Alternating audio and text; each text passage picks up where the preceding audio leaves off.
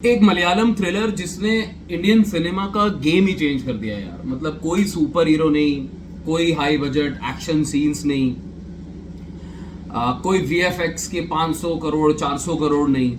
सिर्फ एक आदमी, जॉर्ज कुट्टी, उसका परिवार और उस बंदे का डेंजरस और क्राफ्टी और लोमड़ी वाला ब्रेन।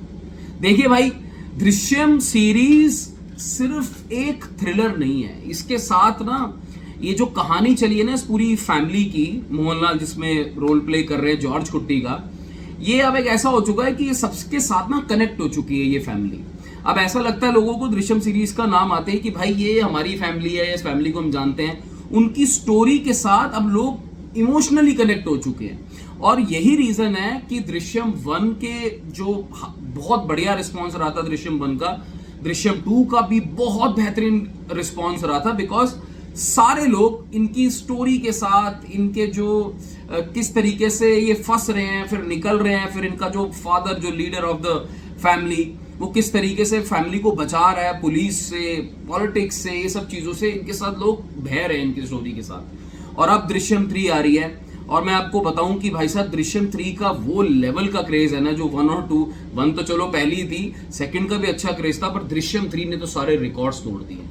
अब आप बोलोगे भाई साहब ऐसी बात क्या है? देखो भाई, Drishyam 3 is going to become potentially, Drishyam 3 एक बहुत बड़ी ब्लॉकबस्टर निकल सकती है मलयालम सिनेमा से 2026।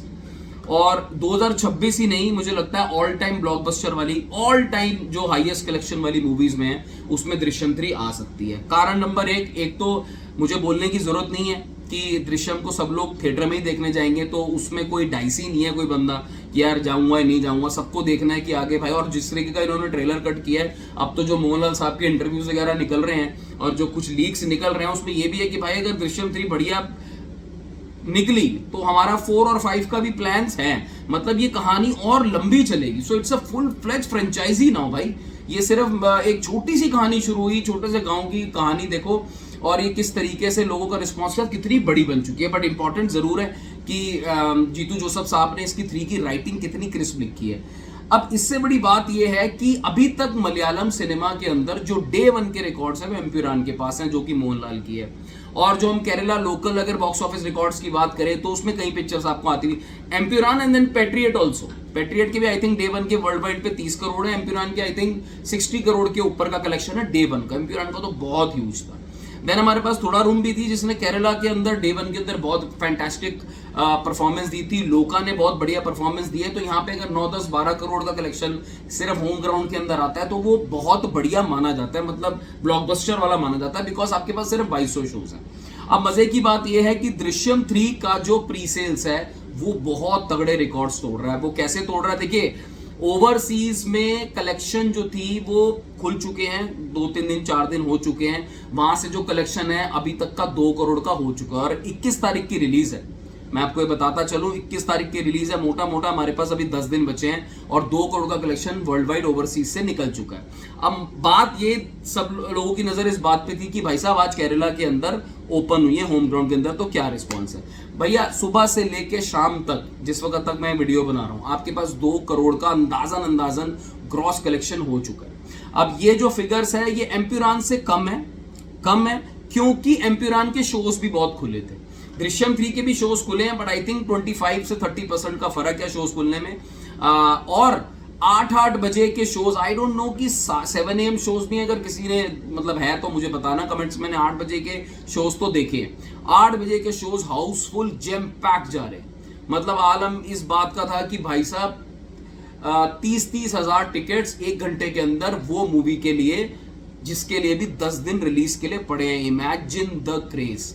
ऊपर से वो फैन शो का मैंने सुना था कि लोगों ने अरेंज कराए हैं पूरे केरला के अंदर, डिफरेंट सिटीज के अंदर। आई थिंक कोची के अंदर एक है और एक दो डिस्ट्रिक्ट्स में खुली है, वो भी एकदम फुल पैक जा रहे हैं। अब आप सोचो अगर इस तरीके का क्रेज किसी, और इसमें आई थिंक मैं ऐसा मानता हूं कि एक तो फ्रेंचाइजी का पार्ट है, जीतू जोसेफ की जो फ्रेंचाइजी है इसका बहुत बड़ा पार्ट है, प्लस भाई मोहनलाल साहब की ना बहुत तगड़ी फैन फॉलोइंग है। ये तो मैंने देख लिया, बहुत जबरदस्त फैन फॉलोइंग है इस बंदे की।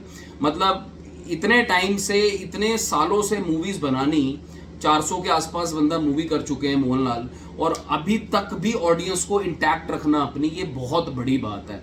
4 दशक तक, आई थिंक, हाँ 4 दशक हो चुके हैं। इस जनरेशन की ऑडियंस को भी इंटैक्ट रखना और थिएटर्स तक खींच के लाना, सोचो किस तरीके का बॉन्ड है, किस तरीके का कनेक्ट बिठाया हुआ ऑडियंस के साथ। बहरहाल देखते हैं कि दृश्यम जो है अपने प्री सेल्स के, देखिए मेरा ऐसा मानना है कि 50 करोड़ की ओपनिंग तो लगने वाली है वर्ल्ड वाइड लेवल पे, मैं आपको बता रहा हूँ, क्योंकि मिडिल ईस्ट के अंदर बहुत स्ट्रांग होल्ड रहता है मलयालम मूवीज का, और अब यूएस के अंदर भी रिस्पॉन्स निकलता हुआ बढ़िया आ रहा है। तो अगर थोड़ा और स्ट्रेच कर गई और अच्छा रिस्पॉन्स आ गया तो ये 50 करोड़ के आसपास का तो दिख रहा है। एम्प्यूरन का रिकॉर्ड टूटेगा नहीं टूटेगा वो तो वक्त बताएगा, टूट सकता है अगर डे 1 के रिकॉर्ड जो रिव्यूज है वो बहुत फैंटास्टिक आए, उस केस में टूट सकता है। अब ये मोहनलाल साहब की पिछले 2 साल के अंदर जो मैं मूवीज ट्रैक कर रहा हूं, जिसमें आपकी थोड़ा रूम आ गई, एम्प्यूरान आ गई, एक वो आई थी हृदय पूर्वम आ गई, और ये चौथी मूवी अब जो ये आने वाली है। इसके बीच में कोई आई है? नो, आई थिंक वो सारे बस कैमियो है, कैमियो उनके खास पढ़ नहीं रहे हैं, बाबा में कैमियो था। तो भाई साहब चौथी मूवी लाइन में ये हिट ब्लॉकबस्टर होने जा रही है। तो आप समझ रहे हो, look at his age, look at the experience, और इतने सालों बाद भी हम ये बात कर रहे हैं कि क्या दृश्यम 3 वो ऐतिहासिक बॉक्स ऑफिस आंकड़ों को क्रॉस कर पाएगी या नहीं कर पाएगी। ये अपने आप में बहुत बड़ी बात है। नए स्टार्स जो हैं, नए एक्टर्स जो हैं, उनको बहुत डिफिकल्टी होती है। ये बंदा 40 साल के बाद भी, 35-40 400 पिक्चरें करने के बाद भी हम इस बात पे कर रहे हैं कि अभी भी ये हाईएस्ट, क्योंकि थुडारूम अपने आप में यार बहुत बड़ी कल्ट मूवी है वहां पे केरला के अंदर, बहुत बेहतरीन मूवी है। एम्प्यूरान बहुत बड़ी ब्लॉकबस्टर। आई थिंक लोका जो है वो 300 करोड़ करा। आई थिंक अभी तक की हाईएस्ट जो ग्रॉसर है वो लोका चैप्टर 1, वो भी बहुत बढ़िया पिक्चर थी। अब दृश्यम 3 से उम्मीद तो है कि भाई ये 400 करोड़ वाले जो सेगमेंट में जा सकती है, मगर उसके लिए ऑब्वियसली आपकी जो मूवी है वो बहुत तगड़ी होनी चाहिए। अब जब मैं कहता हूं तगड़ी, तो भैया दृश्यम 1 और दृश्यम 2 इतनी तगड़ी थी, तो वो लेवल की या उससे एक लेवल ऊपर वो चाहिए, तब लोगों का जाके ना पूरा वो संतुष्टि होगी कि हाँ भाई ये मूवी जो है निकल सकती है। बट देखते हैं क्या होता है। मुझे तो ये है कि भाई ये जो इन्होंने ट्रेलर दिखाया है, जिसमें कुछ एक आध सीन्स हैं जिसमें मोहनलाल सरप्राइज हो रहे हैं, और देखते हैं क्या है। बिकॉज पहली 2 पार्ट्स में जो थे ना, मोहनलाल को आई थिंक पता था, जॉर्ज कुट्टी को, कि मेरे पीछे कोई पड़ा हुआ है। शायद ये वाले थर्ड से मुझे देख के ऐसा लगा है कि मे बी उसको नहीं पता कि समबडी इज कॉन्स्पिरेसी चल रही है। तो ये एक बड़ा डिफरेंट फैक्टर हो सकता है दृश्यम 3 के लिए, अगर ऐसा है तो, ट्रेलर देख के जो मुझे लगा है। तो अगर ऐसा है और वो अगर रिलैक्स बैठे हैं फैमिली के साथ और सडनली उसके बाद कुछ होता है और उनको लगता है कि यार अब मैं तो फंस गया, तो ये टेंशन से भरी मूवी कमाल कर सकती है। एंड स्पेशली लास्ट के आधा घंटा, एज ऑलवेज जो हम जीतू जोसेफ की मूवी से एक्सपेक्ट करते हैं, स्पेशली अगर मैं दृश्यम की बात करूं, तो अगर आधा घंटा कमाल का निकाल दिया इन्होंने, तो देखो भाई क्या कलेक्शंस करती है। मैं मानता हूँ मिस्ट्री जो मूवीज होती है उसमें रिपीट वैल्यू कम होती है, बट ये दृश्यम फ्रेंचाइजी है, then you have Mohanlal, the strongest player in the Malayalam market. तो 400 करोड़ करेगी नहीं करेगी आप जरूर बता के जाना, और ये भी बताना भाई बीच की और भी पिक्चर्स आ रही हैं, मतलब बढ़िया पिक्चर्स आ रही हैं, फिर भी लोग इसका एडवांस करा रहे हैं, अपने आप में बड़ी बात है। लेट अस सी ये पिक्चर क्या कुछ करती है। Take care, bye bye.